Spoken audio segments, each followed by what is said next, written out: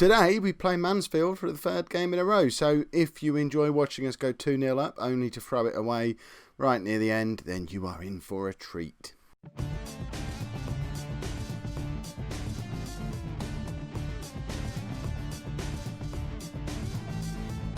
Hello and welcome to part 32 of the Bolton battle. I'm Kev and we're still in League 2. Still not, I mean, it's been 2 days of Kev World since I last recorded. I'm still not over it. Apologies right at the start. I don't know if it's hay fever. I don't know if it's a cold. My throat and voice is it's all over the place. I might just have to stop talking halfway through. If that happens, I will try and communicate with sign language. I only know a few signs. Most of them are rude. But you'll probably get the message anyway if previous recent games with Mansfield or anything to go by. So, as it's the first day of the season, it is traditional to show you the ins and outs at this point. So, let's have a quick look, shall we? It's been a busy-ish summer. Not as busy as it has been over the last few years. But there's a few notable players leaving the club. Some big names from previous seasons who just haven't quite cut it or didn't develop as we hoped they would. So we say goodbye to Pat Finley, Chris Abbott, Alan Harrington, who tried to hit me on the way out the door, Aidan Darby, Pierce Millington. Hands up if you forgot he was still at the club. Yeah, I don't quite know how that happened. But he's gone as well. John Curtis went to Salford on a 3. Luke, we have to say our goodbyes to Luke, who has gone back down to his level. He's going to be playing for Ebbsfleet in the conference and will probably score a whole load of goals. Philip Price, who again inexplicably was still at the club but has found his way to a Football League club. And Warren Lawrence has also departed the club on a free transfer. Andre Glover is out on loan and really probably need to let him go as well. He didn't play for us at all last season, but we give him one more season to try and develop. He's still only 23. I loved him those first 3 seasons. So, on the way in, we've brought in 4 loan players, and a whole load of free transfers. We're not going to go through them all now. We're going to pick out the big ones, and then have a look at them as they appear into the team, as we usually do. So, firstly, and most importantly, we need to decide what we're calling this guy. I'm undecided whether I want him to be Double George or George Squared. He's not... I signed him for his name. He's potential 5-star ability, and he has come from Everton, so it's not just the fact that he's got a silly name, but 80% of it was the silly name. So let me know in the comments. Whichever gets the most votes out of Double George and George Squared becomes George's new name. Although I quite like just saying George. Kind of wanted to be our captain. We also signed some proper defenders who are going to actually improve our team. We've gone for an old man, Julio Martin del Campo, 32 years old, but bags of experience at this level with Northampton and Stockport. He's just a lot better than any of the defenders we previously had at the club. But we've brought in some more to go alongside him as well. Kerry, I want to say Beige, but I know it's not how you spell Beige. Bouge. I don't know. Let me know in the comments. We probably need a name for this guy as well. He's come in on a free transfer from Luton in League 1. So again, we're buying in players from the division above us. And he is coming in to be the best centre-back at the club. A leading player for most League 2 teams. And look at this. He's actually... he's got some acceleration. He's not particularly quick, but he's not going to be our usual slow, lumbering defender. And then we've also got this guy, Matthew Wesley. Comes in on loan from Bournemouth, who I think is still in the Premier League 25 years later, which is remarkable, really. He's young. He's not going to necessarily come straight into the team, but he's there as another option for us. Enrique Alonso comes back on loan for another season at right wing back to battle it out with Glenn Jennings. He was with us last year but got injured, so his loan was kind of cut short. But, 5 games averaging just below 8. Probably worth bringing him back for another year, wasn't it? And we've brought in a loan player from Manchester United to play left wing back for us. He had a season on loan at Fleetwood last season where he looked all right. He's better than our other options at wing back. Yakubu Obi will probably also be a regular-ish starter, but we've signed another wing back as well. Ben Booth comes in from Wolves. What this means is with the 3 of those players at the club, I haven't sold him or got rid of him, but Mike Berry, we've probably seen the last of him. Such an important player for us when we were down in the conference. Who else have we brought in who is significant? John Jones signed yesterday, so he's not going to be ready to play for us today, but comes in from the mighty Posh. Lots of experience, played in the Championship, League 2, Championship, League 1. He might actually be the missing piece of the jigsaw in that attacking midfield position. We couldn't get Sean Quinn on loan for another season. His contract with Sheffield United expired, and he refused to sign for us on a free. I don't know where he went. In fact, we could probably find out where he went. He's probably still not signed for anyone now. But when I tried to sign him, he just laughed. Oh, it's because he went to Middlesbrough. Fair enough. They are a bit better than us, I guess. But so we've got a bit of a gap in the squad there. So hopefully John Jones will be able to fill that gap. This one was a bit of a surprise. We've signed a new goalkeeper, which we were trying to do, Jordan Barrett, but we've actually signed a really good goalkeeper. He comes on a free transfer from Premier League Brentford, and he's miles better than Crab and Eggs, which, I mean, that sounds like a tasty meal. I might have to keep them both at the club forever. We've got a children's TV show up front, or we did before Luke left, but now, as our backup goalkeepers, we've got a delicious, nutritious, healthy meal. Jordan Barrett comes in. He's going to be our first choice keeper despite wearing the number 15, and hopefully will be around for a long time to come because he looks like he's going to be good enough to take us all the way to the Championship if need be. And lastly, of the significant players who've come in, there's two. John Durant comes in on loan from Southampton. Not going to play him all the time, but he'll get a few games. He looks quite tasty. And this guy, Martin Tomic, a 20-year-old poacher, advanced forward, comes in on a free transfer from Leeds. Again, not going to come straight into the team, but loads and loads of potential. And he's a good finisher, which is what we liked about him. Where is he? Oh, look at that. Christian Arendt territory there. And he's also nice little bit of acceleration. Big, tough, aggressive. He's 5'7". He's not big, but he's tough. I like him. I think he's going to score a lot of goals for us. So, we'll have a quick look at the finances. There you go, look, they've recovered. This is what happens when you sell an absolute ton of season tickets. In fact, how many season tickets have we sold? It tells you on here somewhere, doesn't it? Facilities, does it tell you on here? I know there's a screen where it tells you how many season tickets you've sold. There you go. So, to be honest, we're not selling any more than we sold when we were in the Conference North, which is a bit odd. And the media are still predicting us a 19th placed finish. So we're aiming for playoffs as a minimum. I'd like to think, with the players we've brought in, we're capable of winning the league. But we'll have to see how these first few games turn out, I guess. And playing against Mansfield on that first game is going to be a really good way to sort of gauge how we've developed and how the new players come into the side. So, a bit of a new look team, some familiar faces in there as well. Jordan Barrett makes his debut in goal, and then we've got two debutants alongside Captain Albinson at the back.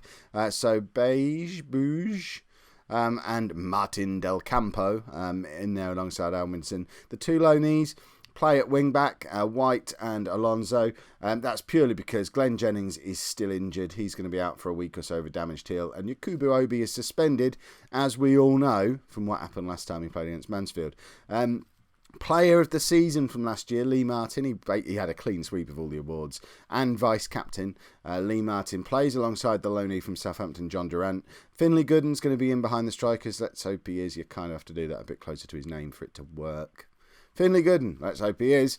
We'll be in behind. That's better. It worked better that time. And then up front we have Friend and Bye. Bye, friend. That's what they said to Luke when he left.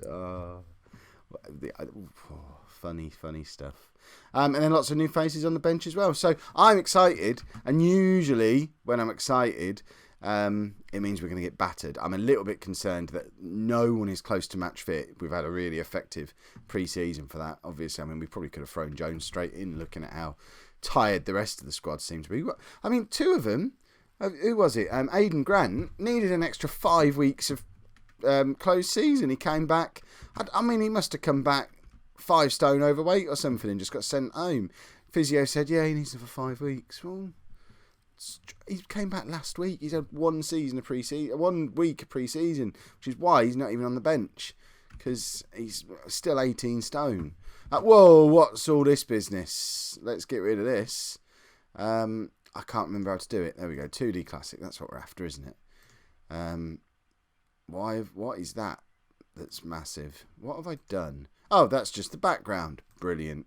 Really showing my expertise here. What do we normally have on this side? We like to have their formation and the match stats. That's probably the two things that were already there, wasn't it?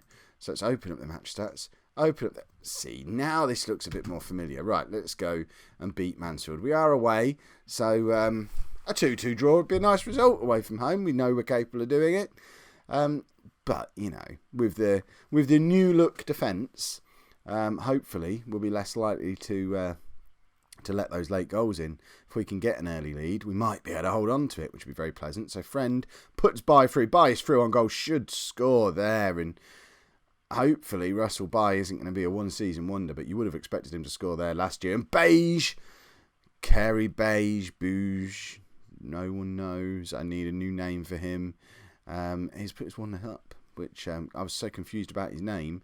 Didn't have time to celebrate the goal. He was suspicion of offside there, maybe, when the header comes down from Albinson. And Beige looks massive. He was like 7 feet tall in that 3D replay. That must have been accentuating his features just to make his header look all the more impressive. Although, would a header be more or less impressive from a 7-foot man? You'd expect them to... Oh, Finlay Gooden's injured. Damaged heel. Ridiculous. It's the one position we have no real strength in depth at all. Jones is going to have to get into the side sooner rather than later. And we've just had a wing-back make a tackle and not get booked for it. This is whole new territory. Gooden puts Bye in. Bye misses another clear-cut chance. He should have 2 goals by now. Friend to White to Martin. Look at us passing the ball around. This is beautiful stuff. Durant out to Alonso. Gooden is in. And, I mean, oh, he's offside. It's because he couldn't time his run properly because of his damaged heel, probably. Who damages a heel? Have we got Jones on the bench? We haven't. We haven't got anyone who can push forward into that position. We just have no strength in depth there. We need more players. Right. What do we do then? What do? We literally have no one to put there. So we either keep him going injured, which is what I'm leaning towards, or we change the system. We could bring on Swift or LBC and go to a flat 3 in midfield. Or I guess we could... Could we? No, we can't even do that. I was thinking go to a 4-4-2. But we don't have any wide players. The 2 players who could potentially push and play wide midfield are going to have to stay at fullbacks. We don't have any fullbacks on the bench, obviously, because why do we have fullbacks when we don't use them? He's just going to have to stay on. You know, we've got other players in the squad, just not on the bench. So he'll just have to break himself with his dodgy heel, play the full 90 minutes, and like it. I mean, he should have scored. If he'd have scored, we'd have taken him off. There you go. That would be the justification when he walks with a limp for the rest of his life. Vaughan's not our player. I nearly got excited there. White crosses in. I mean, I like the look of White already. Alonso, Bye again. That's his 3rd clear-cut chance that he's missed. Russell Bye could and should have had a hat-trick. What is up with that? Right, we're still 1-0 up. I don't know if that's something that we can be confident and comfortable with yet, because I don't know how good Barrett and his new defensive crew are going to be. I mean, the only player surviving from last season in the back 6 is Albinson, who was far from reliable towards the back end of last season, although he had been good for the previous 2 seasons. And obviously Alonso was at the club but barely playing. But the rest of them have never really played together before. So it could just spectacularly fall apart at any moment. Right, Bye to Durant. Out. Oh, Alonso doesn't get there, and there's potential for a break on for Mansfield here. We know all about what Welbeck can do.